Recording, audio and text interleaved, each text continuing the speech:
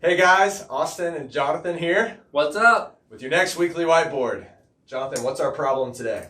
So one of the big issues we want to try to tackle is a lot of first-time home buyers have a big concern, Austin, about they have a current lease in place and they're renting, but then they get a house under contract and they're about to start paying that mortgage.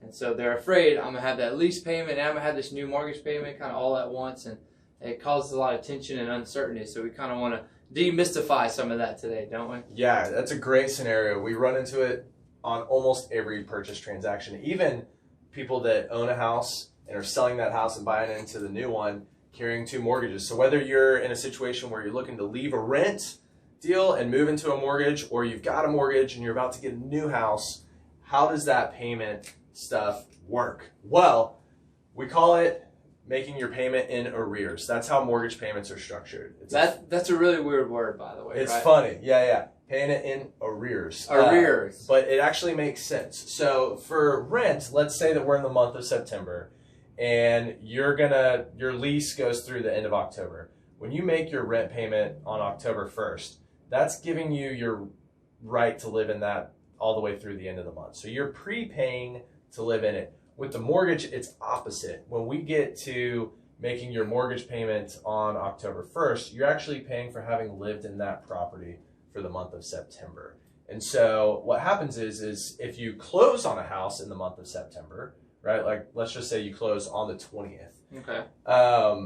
They're not going to collect a partial payment here on October 1st. All your payments have to be the same. And so your first full payment is actually going to be here on November 1st. So when we close in September, we don't even make our first payment until November 1st. So you get to skip this month. So if your lease is ending in October, that's fantastic. You're not going to make a rent payment and a mortgage payment on October 1st. You're going to go all the way until November before you make that first mortgage payment. So you have quite a bit of breathing room between that first mortgage payment and when you close on the house, right? Yeah.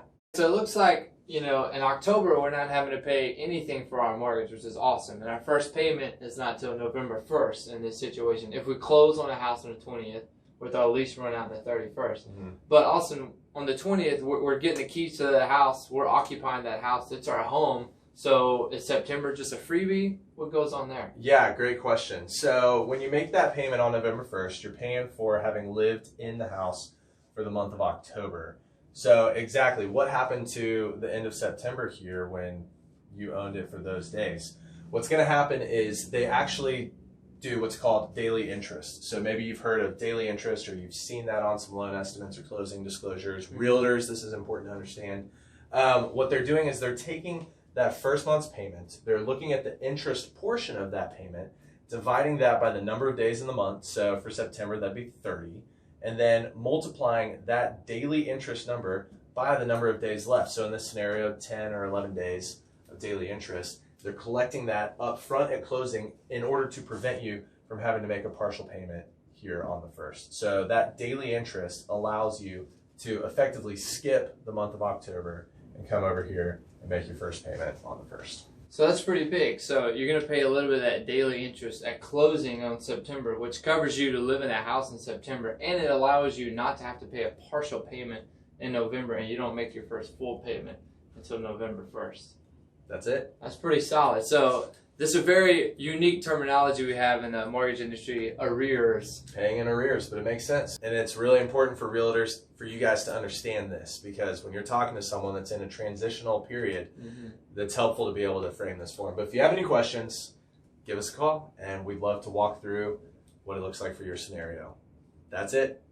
Adios. Peace out.